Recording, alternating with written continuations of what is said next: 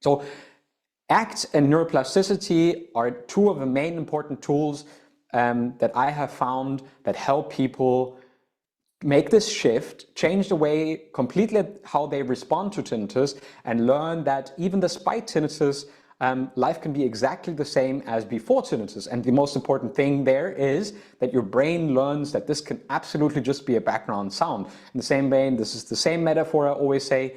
If you move to a new place and it's close to train tracks, for example, first couple of nights you don't sleep well and you always wake up in the middle of the night.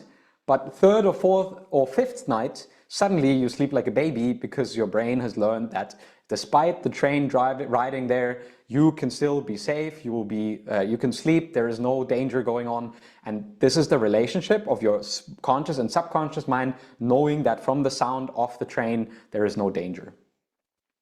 So how does this work in acceptance and commitment therapy? In acceptance and commitment therapy, we teach you to accept, not fight tinnitus, but we don't teach you coach you towards accepting tinnitus, but rather the thoughts and feelings about your tinnitus. Because the most important thing about your tinnitus is not the sound itself, but the way you think and relate to it. And that threefold loop of thinking about tinnitus in a certain way, that inspiring feelings in your body, and those feelings giving a feedback loop into your brain, and your brain saying, oh, this tinnitus, this is really dangerous, I need to get rid of this, or there is something I need to be doing.